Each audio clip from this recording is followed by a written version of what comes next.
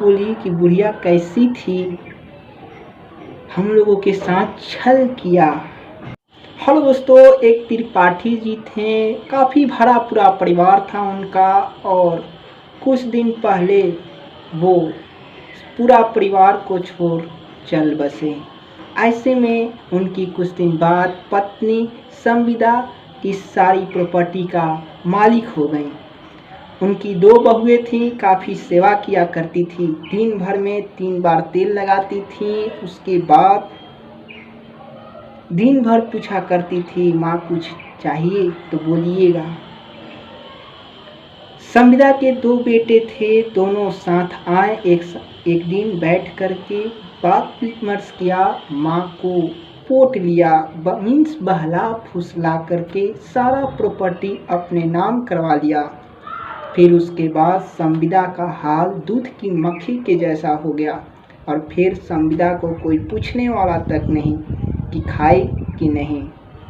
ऐसे में संविदा की बहन उत्तर प्रदेश लखनऊ में एक रहती थी। ऐसे में वो वहाँ से आई तो संविदा का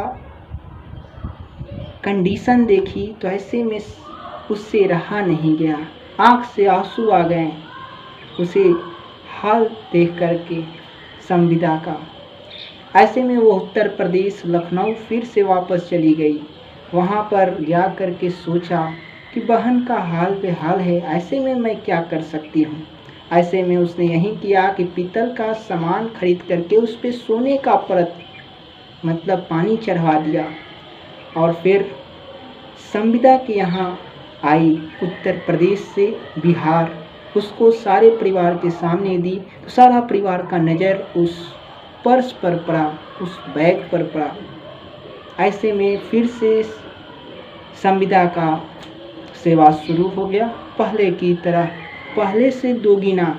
जो दिन भर में 3 बार तेल लगता था वो 4 बार तेल हो गया, सुबह दोपहर शाम और रात में। ऐसे में संविदा कुछ दिन बाद बीमार हो गई और फिर बेड पकड़ ली। फिर उसके बाद संविदा अपने सब परिवार को लाई, 2 बेटे 2 बहुओं को। ऐसे में जो भी प्रॉपर्टी थी उसको बांट दिया बराबर बराबर और फिर कहा कि ले लो सब।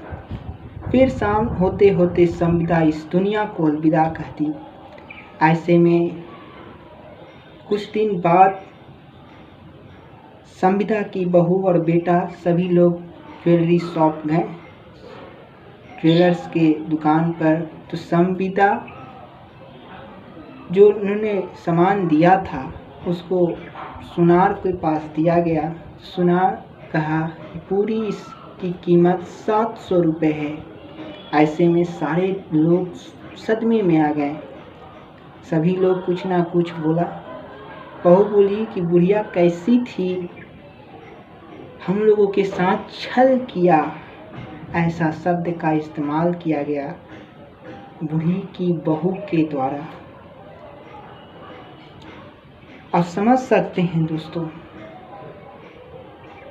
कि माँ बाप की सेवा, उनके धन जो रखा हुआ है, संपत्ति, इसके लोभ लालच में हम लोग करते हैं, कभी नहीं। इसलिए हम लोग सेवा करते हैं कि हमारे भी बाल बच्चे हों तो ज़रूर देखें कि जब मेरे पिताजी अपने माँ पिता की सेवा किए तो हमें भी अपने माँ पिता की सेवा करनी होगी। सही कहा है किसी ने दोस्तों कि जैसा करोगे वैसा ही मिलेगा। उम्मीद करता हूँ कि आपको ये सब वीडियो काफ़ी समझ में आई होगी और कुछ चीज़ से सीखने को मिल रहा होगा। मिलेंगे ऐसी अगले वीडियो में, तब तक के लिए इतना ही। जय